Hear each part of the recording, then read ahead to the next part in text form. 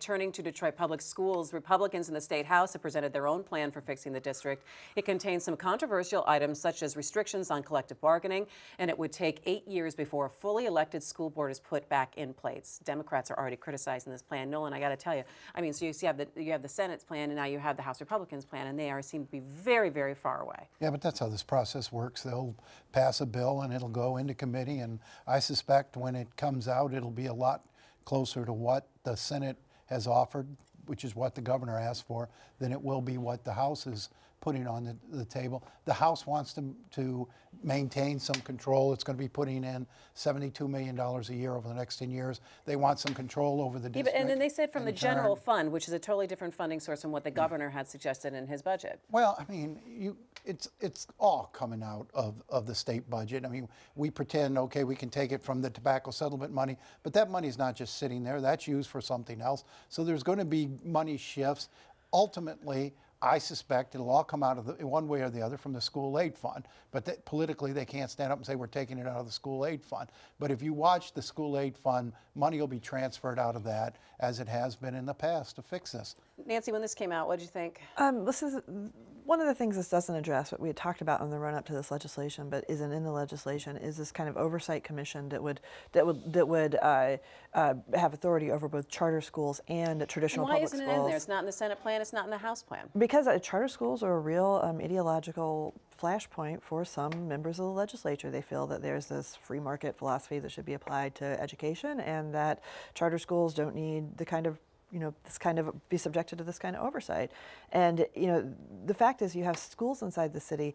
There needs to be coordination among where schools are opening, what populations are being served, the quality of schools across the board. There are wonderful schools in the city, and there are terrible schools in the city. And there needs to be some rationality to the system. We have this unlimited number of charter schools that can open now. And, where are they opening? Who are they serving? What neighborhoods are they coming up in? Are they neighborhoods that are getting other development funds? Are they neighborhoods where there are already competing schools? I mean, there needs to be some rationality to ensure that when schools open, it serves children. Why isn't this piece in? Well, because they have very legitimate concerns that the political structure in Detroit will use this commission to limit choice, limit charters, and there's once this legislation is passed, there's a perverse interest in keeping DPS classrooms filled at all costs, even if it means limiting school choice, limited parents' options to put their kids in. Well, you can roll your eyes, but that's I didn't roll my eyes. I went like this. There is a questioning look. It wasn't an eye roll. If you invest this money, you can't have the enrollment in Detroit continuing to decline. And yet, parents, you've got 40,000 parents who have chosen charter schools for a reason. And I don't think you can look at those parents and say, tough luck. No, you can't do that. And the charter school cat is out of the bag. There's not some the idea that there's going to be some plot to secretly shut down charter schools is just not viable, because, as you said, there's 40,000 kids in charter schools in Detroit.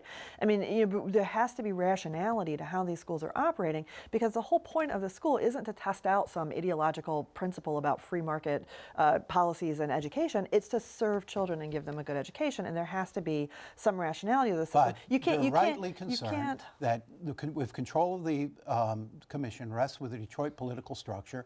Charters are going to be placed at a disadvantage. I think that's, given the history, that's a legitimate case. We have 40,000 students in charter schools, and I got to say, I think that if you look at the idea that there's going to be a nefarious commission that shuts down a service used by 40,000 parents, and that's just going to secretly happen, is not a viable. It's a non-starter. It's not. As the student population continues to shrink, choices will be made, and they fear those choices won't favor charter schools or won't be fair to charter schools. And I think if you're going to have a commission, you got to build those sort of protections in. Okay, all right. You know what? Because we're talking about charter schools, I want to continue the conversation about them, because our next topic tonight was a new report from the Education Trust Midwest that shows that there hasn't been much improvement in the performance of the state's charter school authorizers. And these are the universities and community colleges and school districts that have the authority to operate charter schools. And although the report found some marginal progress over the past year, overall performance remains quite low. And the three worst performing authorizers are Northern Michigan University, Eastern Michigan University, and Saginaw Valley State University. And the Education Trust is recommending the creation of performance-based accountability system for charter authorizers. And I think that that's the bigger conversation that we're having right now. And that is the bigger issue, is that, the Free Press in-depth series about the performance of charter schools. We give $1 billion of tax money to charter schools every year, and the promise was that they were going to outperform public schools, that they were going to force public schools to be better by creating competition, and they were going to offer a superior alternative to traditional public schools. And that hasn't, sometimes, like I said, there's some amazing charter schools. Across the board, that hasn't happened.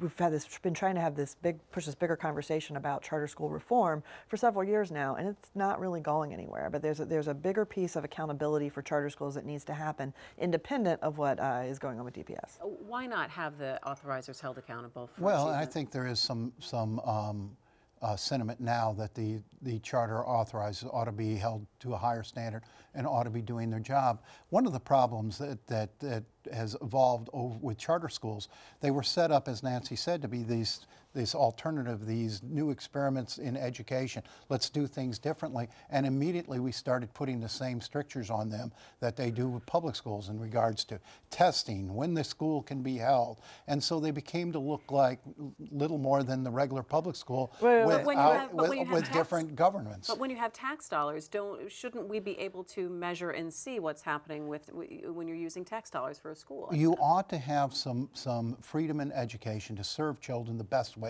they need to be served, and serve groups of children in the best way they need to be served. And I think these rigid testing regimes and the other strictures of public schools might not transfer so well to the charter, or don't transfer so well to the charter schools that are trying to experiment in education, trying to find a new way to educate at-risk children. Okay, so there's something to be said for trying new ways We got to a minute educate left, Nancy. at-risk children, but experimenting, I have a real problem with experimenting on kids. What if your experiment doesn't turn out too well? Well, what we're doing in Detroit hasn't worked, and I think the idea is to break these schools out and let them try new ways of learning. There are models all over the country that we're not using in this state because we're locked in to all of these rigid requirements on the schools. You've got to test here. You can't start school until then. And I think there are better ways to do it that we haven't explored. And there are states that have really, really great charter systems that have created a system that serves children much better than what we're doing here too. So.